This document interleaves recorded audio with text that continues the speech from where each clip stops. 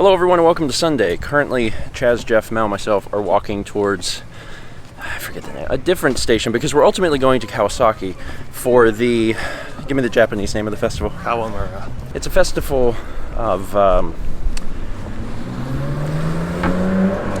penis. Dan and Lindsay will be joining us in just a bit. They're running low behind. And today, Alex and Haley are traveling to Osaka. So we won't see them until Tuesday, I think. But for now, onward to the festival.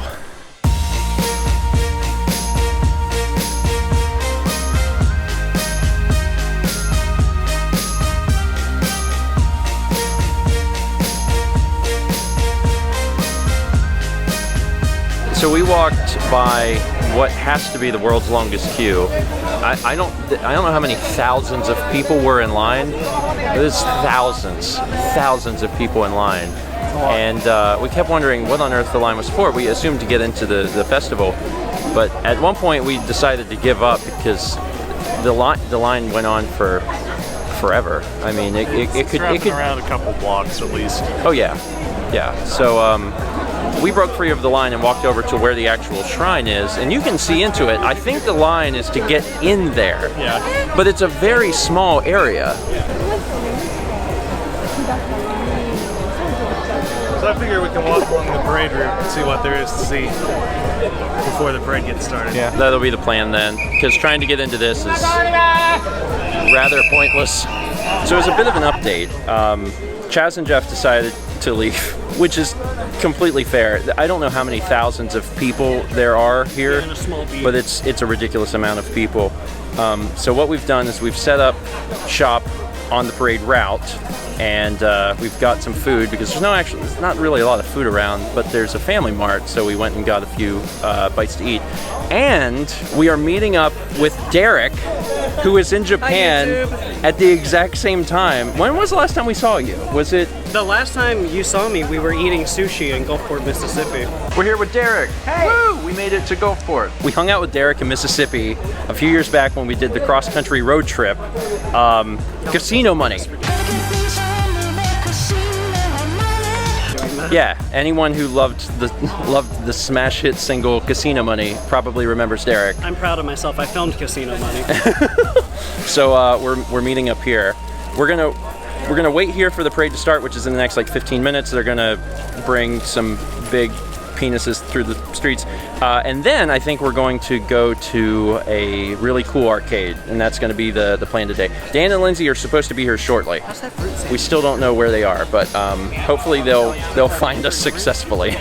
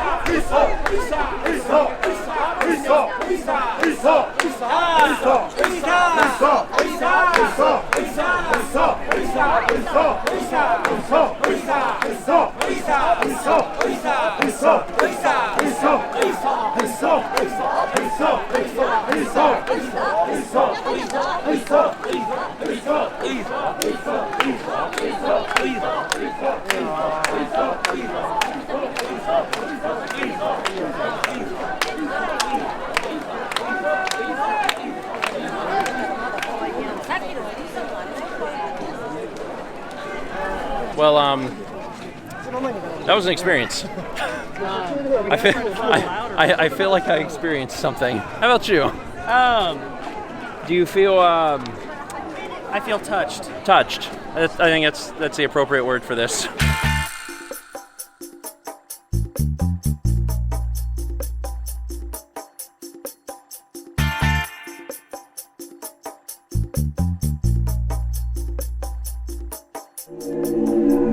The music in here sounds like the title screen music to Resident Evil.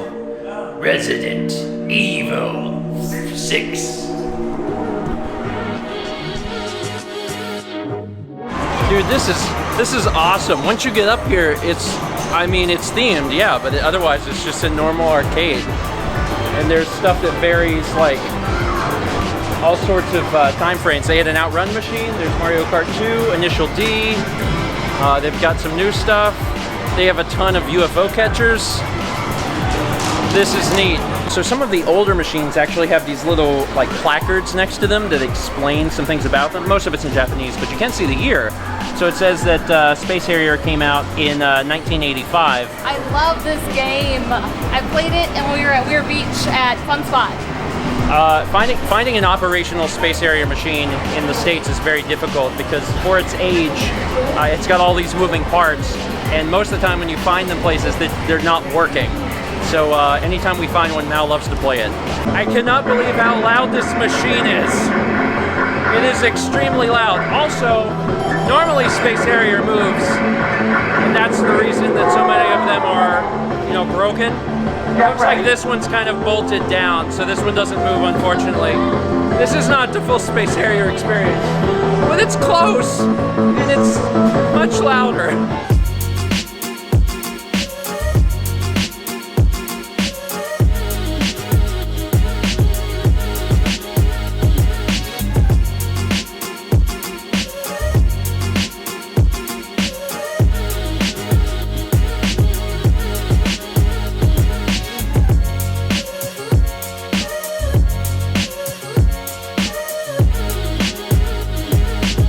So the first floor of this place was all traditional arcade games.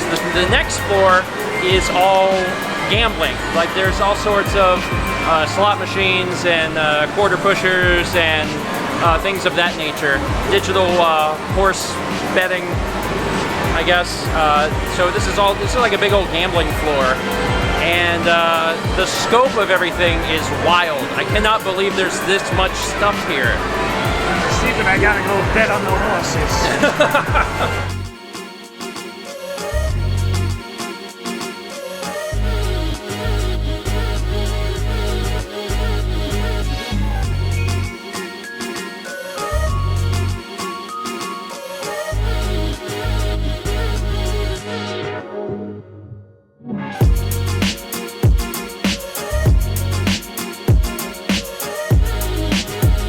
You want to play some baseball?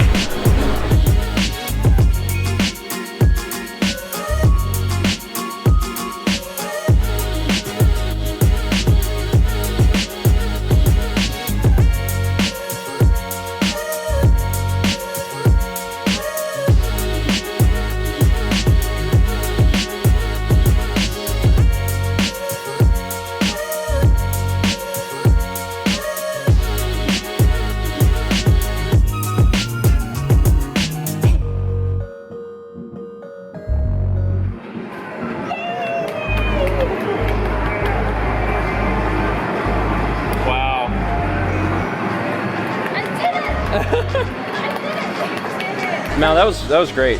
Thanks for like recommending that and knowing where that was, because like I wouldn't have known about I this. found out about it, I think, shortly after we were here last time, and I was like, I wish I would have known. Yeah, it's really cool. I'm surprised at how big it is, because even the individual floors like are huge. Because there's a lot of arcades in Akihabara, but like the floors aren't as big as these, so there's a lot of stuff to do, and we're about to be run over by a car.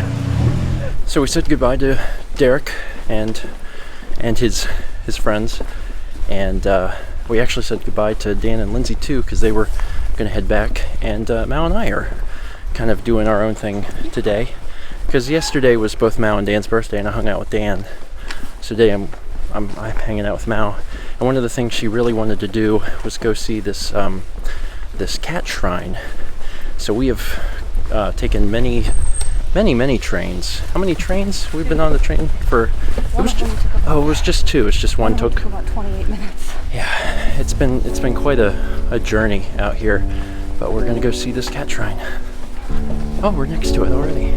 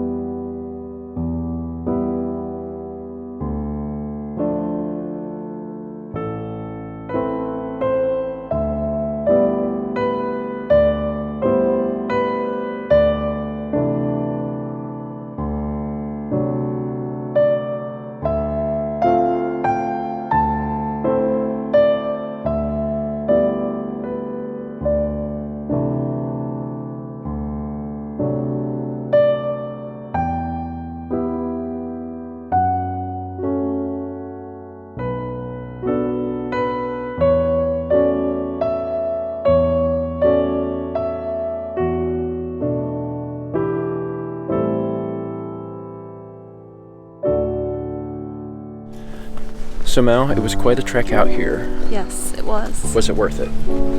I really wanted to see it, and it was just this little thing off the beaten path I wanted to see. I like it. I like it because it's just this bizarre little thing. It's so hidden away, you would never know it was here unless you knew it was here. You know, it'd be hard to stumble across something like this out here in the middle of a neighborhood. So, thanks.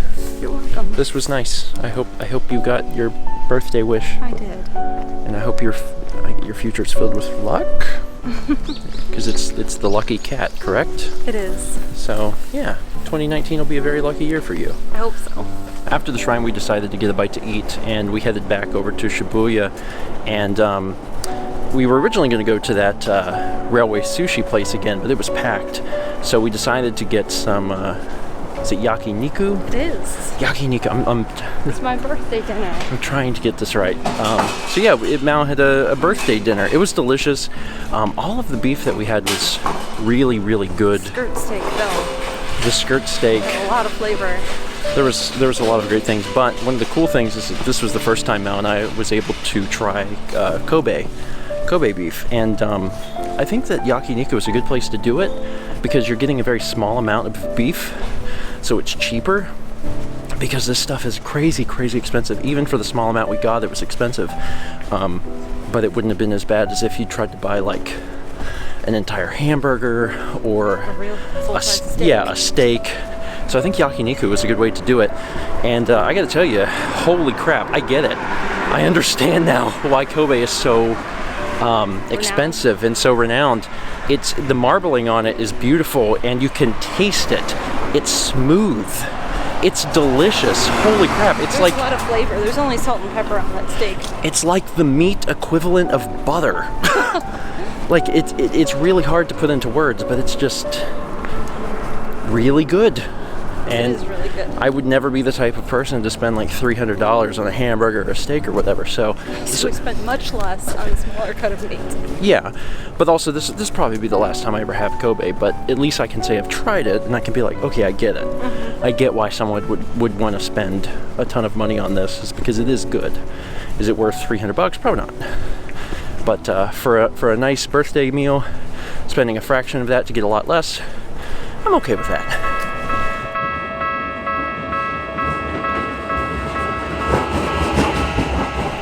We were walking back to the Airbnb, and I spotted a Detective Conan drink in a drink machine, and Mal made me stop so she could buy it. She loves Detective Conan. Cans. I really hope Hybera is the one I get, because that's my favorite. This is ridiculous. Mal's a big fan of Detective Conan.